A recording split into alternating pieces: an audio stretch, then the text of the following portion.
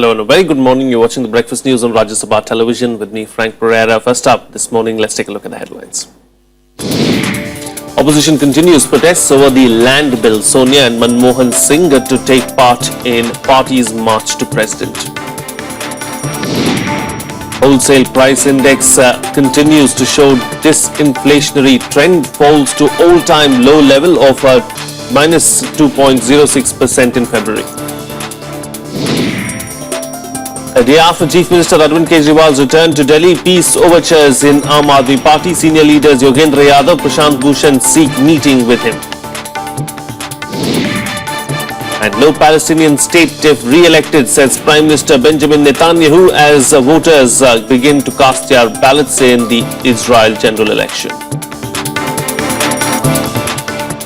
Congress President Sonia Gandhi and former Prime Minister Manmohan Singh will march with leaders of at least 8 parties to President House today to submit a memorandum against the new land bill. The march is being coordinated by JDU President Sharad Yadav. Leader of the opposition in the Rajya Sabha, Ghulam Nabi Azad, is coordinating the draft from the Congress. Joining the Congress will be the Trinamool Congress, the CPM, the Samajwadi Party, RJD, JDU, CPI, Muslim League, RSP and JDS. According to reports, NCP and BSP have not confirmed their participation yet. The march comes a day after the Youth Congress and other parties held protests on the issue.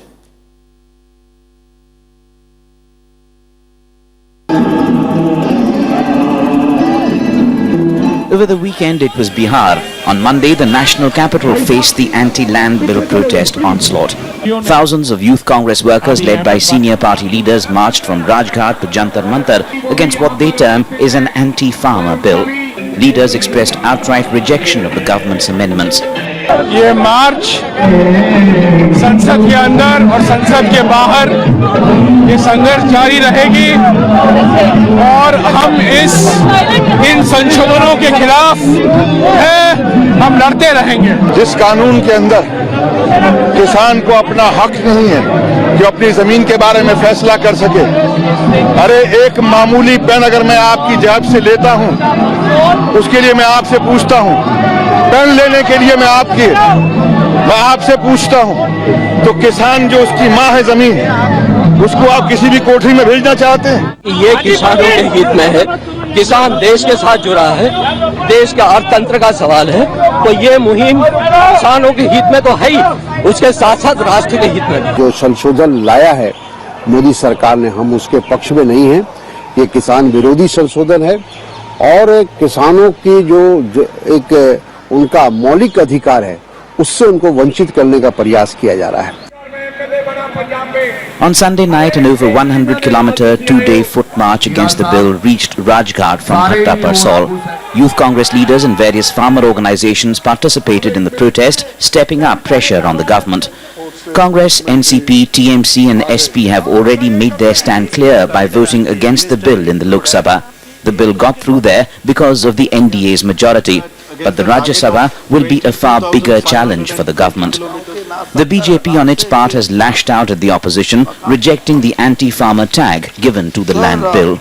Congress Party's opposition to land acquisition bill is purely political. Current bill is certainly in favor of the farmers.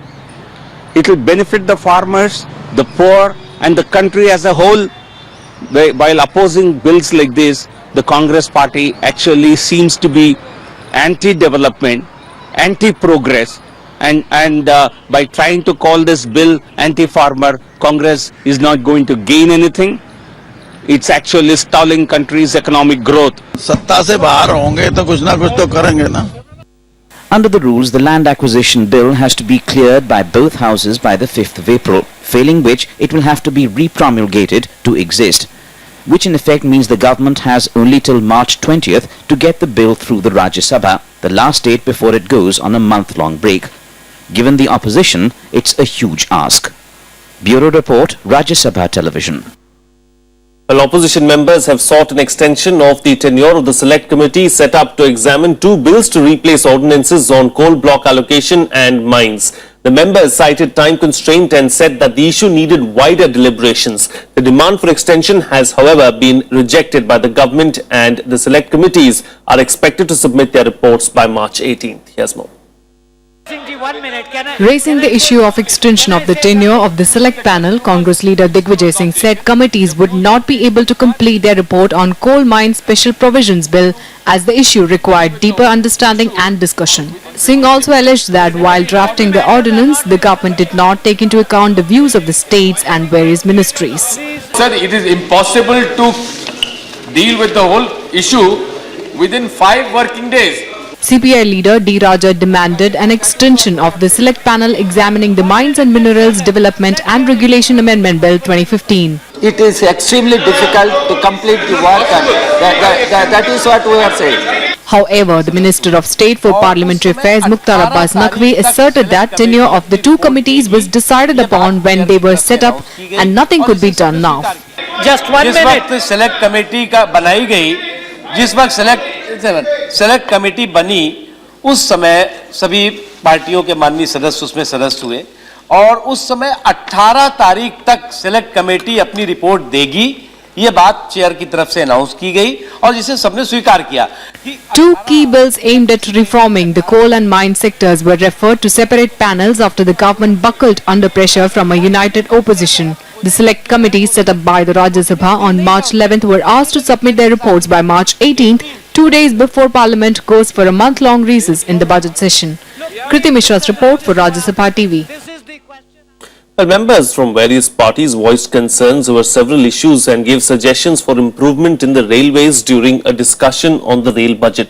The government will reply to the debate on Tuesday in Rajya Sabha. Here's more. Several aspects concerning the railways, such as security and lack of facilities, were raised by members in the upper house during the discussion on the rail budget on Monday. Leaders cutting across party lines urged the government to make functioning of the Indian railways professional and profitable. And we realized, sir, that even if another maximum 2,000 kilometers of new railway lines in and around eastern India or wherever the coal fields are more concentrated in central India, if they were laid and they were connected to the main network of the railways, I think that would comprehensively change the way the power production in this country would be. My advice to the railway minister would be that he should take care of these kind of issues, especially the last mile connectivity in the evacuation of coal. You're talking, this government talks a lot about reform. We will reform the system, we will reform the railways, very good. The problem is when you give subsidies to the corporate sector, you call it reform. If you want to implement reform, we are giving you 3 or 4 ideas for some serious reform. You know, first is on the accounting system of the railways. The rail budget was also criticized by several members who sought more facilities for the common man. पहले सुविधा तो दे दीजिए लोगों को चलने के लिए train में, उसके बाद बुलेट ट्रेन लाइएगा. बुलेट ट्रेन के खिलाफ नहीं हूं मैं, होना चाहिए यहाँ पर भी, लेकिन पहले ट्रेन तो चल ले. ऊंची दुकान फीका पकवान, क्योंकि इसमें कुछ भी नहीं है, केवल वायदे ही वायदे हैं. वायदे ही किए गए हैं कि हम ये कर देंगे, हम ऐसा ले आएंगे, सुरक्षा के लिए करेंगे, महिलाओं के लिए CCTV लाएंगे और वाईफाई कर देंगे, लेकिन इसके लिए पैसा कहां से आएगा? ये निजीकरण की प्रक्रिया है और इसका नाम रखा है बहुत सुंदर हमारे मित्र सुरेश प्रभु जी ने, कायाकल्प. तो मुझे कायाकल्प के बजाय ये सार्वजनिक क्षेत्र का क्रियाक्रम दिखाई और सुनाई पड़ता है. The discussion on the rail budget will continue on Tuesday, after which the government will reply to it. Vishal Dahiya's report for Rajya Sabha Television. Moving on now, the Aam Aadmi Party suspended primary membership of a former MLA Rajesh Garg for what it termed anti-party activities. Garg was a former legislator from the Rohini constituency. He was denied a party ticket in the February elections. The party said that he will remain suspended till it investigates the allegations of him working against the party's interest on a regular basis. The suspension came on a day when senior party leaders Yogendra Yadav and Prashant Bhushan sought a meeting with the Delhi Chief Minister Arvind Kejriwal, who returned to Delhi yesterday to resolve the dissent within the party. Late last night, party leaders Ashutosh Sanjay Singh met Yogendra Yadav at his residence, raising hopes of a rapprochement. After spending 12 days at a naturopathy center in Bengaluru, Delhi Chief Minister Arvind Kejriwal returns rejuvenated and healthier than when he left. But although his break has been idyllic, he returns to a swirl of not only work but also a series of controversies surrounding his party. Nevertheless, he is excited to be coming back. मैं काफी excited हूँ वापस दिल्ली जाके फिर से दिल्ली के लोगों की सेवा करनी है. The 46-year-old Chief Minister of Delhi was admitted to the Institute for the Treatment of Several Health Issues, and the one big issue that awaits his attention in Delhi is the controversy surrounding Prashant Bhushan and Yogendra Yadav. मैं चाहूँगा कि उनसे मुलाकात हो जाए अलग से अकेले में और मुझे उम्मीद है कि वो उसका पॉजिटिव जवाब देंगे.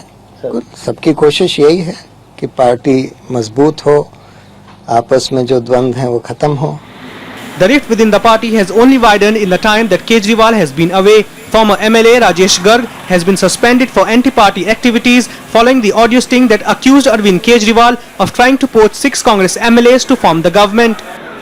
राजेश गर्ग जी को पार्टी की प्राथमिक सदस्य से अभी फिलहाल हटाया गया है और ये तब तक सस्पेंशन प्रभावी रहेगा जब तक कि आगे की इंक्वायरी की रिपोर्ट्स ना आ जाए, क्योंकि पिछले कई दिनों से लगातार कंप्लेंट्स आ रही थी. निश्चित रूप से केजरीवाल जी को देश ने भी ठेका दे रखा है दिल्ली ने विशेष रूप से कि ईमानदार कमिश्नर बना रखा है आजकल उनको. अब उनकी नजरों में दो बड़े चोर बेईमान हो गए हैं, योगेंद्र यादव जी और प्रशांत भूषण. अब वो ईमानदार रहेगा. आज राजेश गर्ग उस श्रेणी में आ गया होगा बेईमान की श्रेणी में जी. अब वो ईमानदार की श्रेणी में अकेला कब तक रहता है वो, और 4-6 महीने लगेंगे इस बात को. Arvind Kejriwal's return to Delhi will not be easy. These certainly tough times and the party's internal issues will be on the top of his agenda. Bureau report for Rajya Sabha TV. Joining me for a chat this morning to talk about the crisis within the Aam Aadmi Party and how it could possibly be addressed is the political editor of the Business Standard, Aditi Fadnes. Good morning, Aditi. Thank you for joining me on the program. Arvind Kejriwal is back. There is widespread dissent within the Aam Aadmi Party. We saw the drama being unfolded in front of the media over the last 1 month or so. Is this issue really going to be on the top of the agenda as far as Arvind Kejriwal is concerned? Oh, without doubt. As you know, the National Council and the National Executive meetings of the Aam Aadmi Party are scheduled for later this month on the 28th. Before that, if the whole thing is not to be become a huge slanging match, the 2-3 leaders or 5 leaders have to meet and figure out, work out whether they can continue with their differences of approach, or those differences of approach can be reconciled. And also come to terms with the fact that Aam Aadmi Party is not a normal party. It does not work like other parties. So there have to be multiple pools of power. The point when they understand this and recognize this, that it cannot be just one individual, but many individuals who have to exercise their, in Hindi there's a word vivek. It's untranslatable because it combines wisdom as well as intelligence.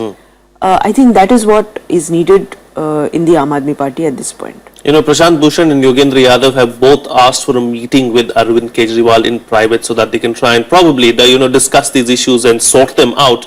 Do you see an olive branch being extended by Arvind Kejriwal as well to try and somehow subdue the entire situation?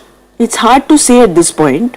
The pattern of voting which threw Arvind Kejriwal and Yogendra Yadav out of the National Executive and stripped them of being spokespersons of Aam Aadmi Party suggests that they have not as much support as Kejriwal does, but some amount of support definitely.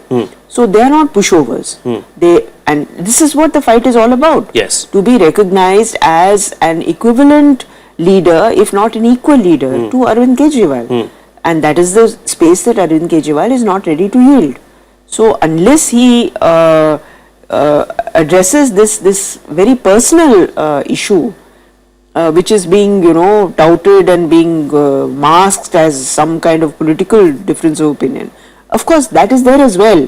The question of the growth and development of Aam Aadmi Party and where it will go, and will that growth and development become the snare that will bring down the Aam Aadmi Party in the future. These are all questions which have to be debated. Indeed. There should be a little bit of give and take is what you're saying. I think so, because otherwise, it's an experiment and the experiment will just Fizzle out, yes. end up like all other political parties have ended up. Indeed. Is there a sense of disenchantment, among the volunteers and the supporters, especially here in Delhi, seeing what they've seen over the last 1 month? I'm not sure if there is okay, there are two levels to this. I'm pretty sure that the voters of Aam Aadmi Party, especially the really poor, are not bothered about all this. But yes, there is a sense that the way people are being treated is not what is expected.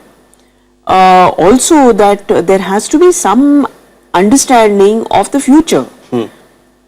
It's one thing for Kejriwal to say, I will stick to Delhi and I will serve in Delhi, but there are places in India which are crying out for Aam Aadmi Party's intervention and AAP disruptionist intervention. So, are you not going to address that? Only because you're afraid that if you allow that, the control of the party will slip out of your hands. Indeed. It's a complex issue. And I wish that all parties to this dispute had shown the generosity to accept that no one person can always be right. Indeed. All right. We'll have to leave to that. Thank you so much, Aditi Fadnis, for joining us on the program this morning and putting things into perspective for us. So on that note, it's time for a short break now. But coming up on the program, IMF Chief Christine Lagarde is all praise for the Indian economy. We'll tell you all about that and much more on the other side. Stay tuned. We'll be right back.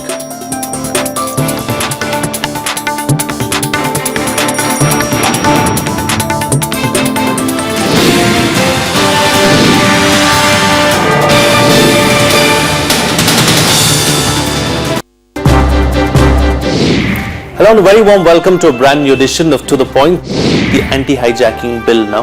Where does it stand? It made certain stringent laws. There will be any question from any side about what you're doing as far as the tourism sector is concerned. After all, it gives us a lot of revenue. It's almost about 6.88% of the, almost 7% of the GDP. Yes. Of the GDP. Culture Ministry now. What are your top priorities? 3 to 5 to 7 minutes, depending on time. Introduction about that. This is what you should learn from the European tourist places. Watch To The Point with Minister of Tourism and Culture, Dr. Mahesh Sharma, only on Rajya Sabha television.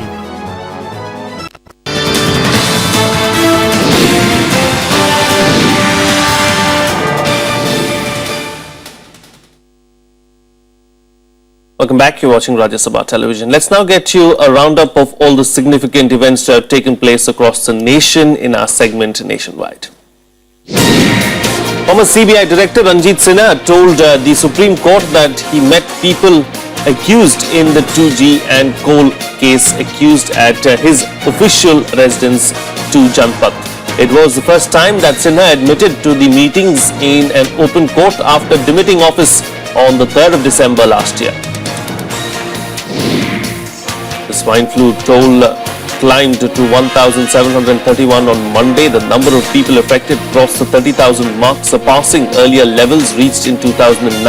The death toll was highest in Gujarat, where 387 people died, while the number of affected people reached 6,148. Swine flu killed 378 persons in Rajasthan, one of the most affected states, where 6,202 people are afflicted with the virus. The Haryana Assembly on Monday unanimously passed a bill banning cow slaughter and the sale of beef. The new law will also promote conservation of indigenous breeds of cows. People found guilty of cow slaughter can be jailed for 3 years. That can be extended up to 10 years along with a fine from 30,000 to 1 lakh rupees. News channels and other media ventures will now get a 10-year security clearance instead of 3 years. The Home Ministry has conveyed to the Information and Broadcasting Ministry that security clearance of any media venture will be applicable for 10 years, and if the permission is given to one channel, no more security clearance will be required for the second channel of the same group. Let's now take a look at the news and events lined up for today in our segment The Day Ahead. Delhi Chief Minister Arvind Kejriwal and two other leaders of the Aam Aadmi Party, including Deputy Chief Minister Manish Sisodia, are likely to appear in a trial court today in a criminal defamation case. The court is slated to pronounce its order on framing charges against them. After granting them exemption earlier, the court asked them to appear before it on the 17th of March. Jammu and Kashmir Pro Tem Speaker Mohammad Shafi Uri will administer the oath or affirmation to all elected assembly members. Uri, a senior National Conference member, was conferred with the power by Governor under Section 64 of the Constitution of Jammu and Kashmir. The joint session of the state legislature will begin from the 18th of March.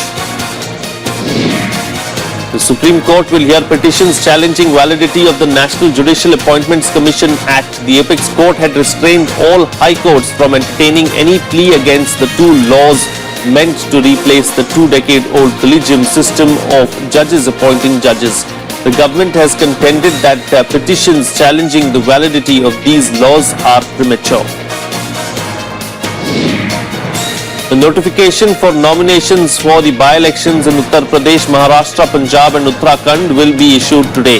The by-elections will be held on the 11th of April for the 6 vacancies in these states. The last date of filing nominations is the 24th of March.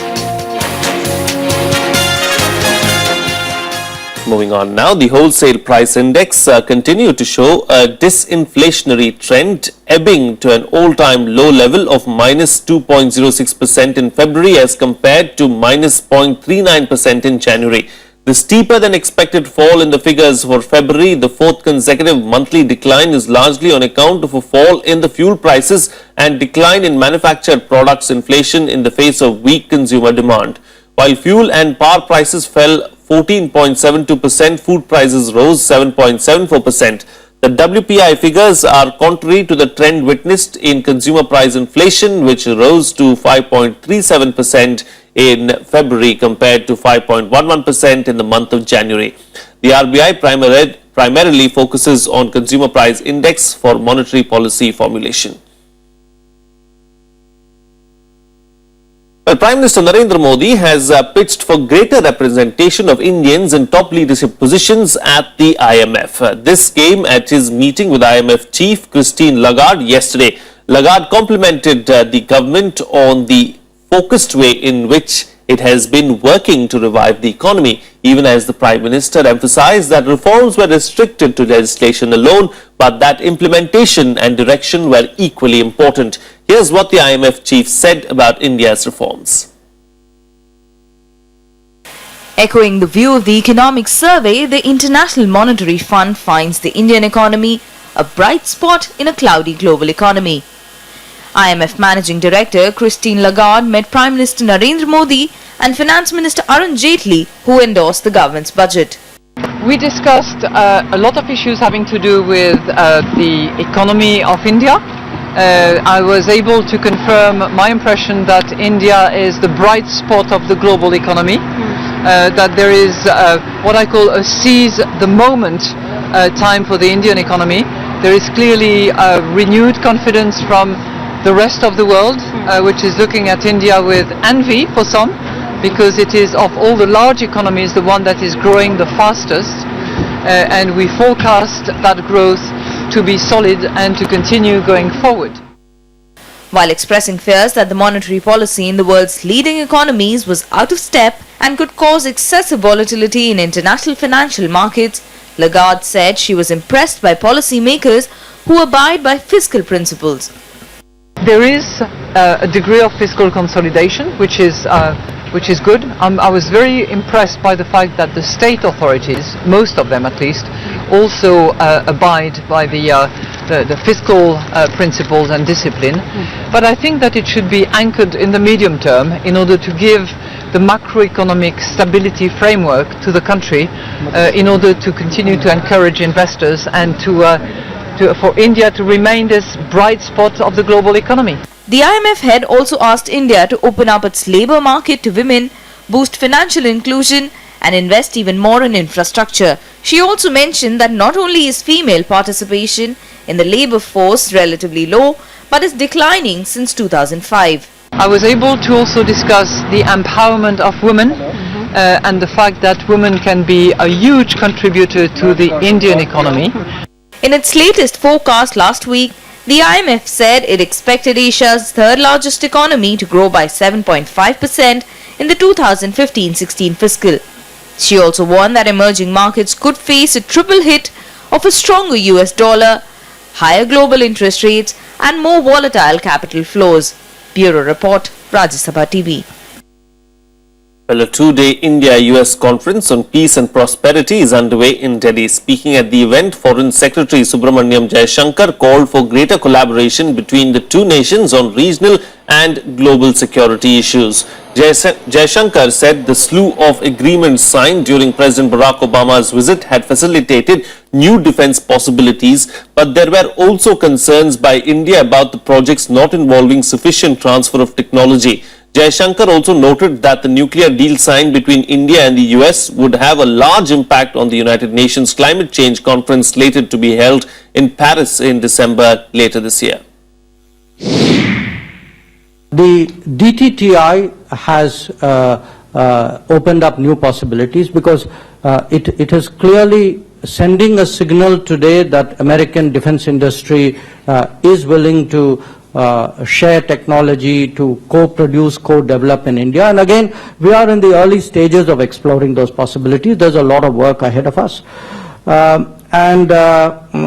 Here a point I would make to our American friends, which is that I think the US does have a lot to gain in terms of the emergence of a serious Indian defense industry. Meanwhile, Israelis will vote today to elect members to its 120-seat parliament. Prime Minister Benjamin Netanyahu's Likud party is facing a tough fight from the center-left opposition alliance, the Zionist Union. Creation of a Palestinian state was the core issue during campaigning, with both parties presenting opposing views. Here's more. The fate of Netanyahu's Likud party hangs in balance as Israel gears up to vote in the parliamentary elections. 5.9 million eligible voters will cast their votes at 10,000 polling stations across the country that will open shortly at 7 a.m. local time. לקראת הבחירות אני מרגישה אולי שיהיה שינוי, אבל תמיד יש הפתעות, אז אין לדעת. אני רוצה שיהיה שינוי. Prime Minister Benjamin Netanyahu is seeking a record fourth term.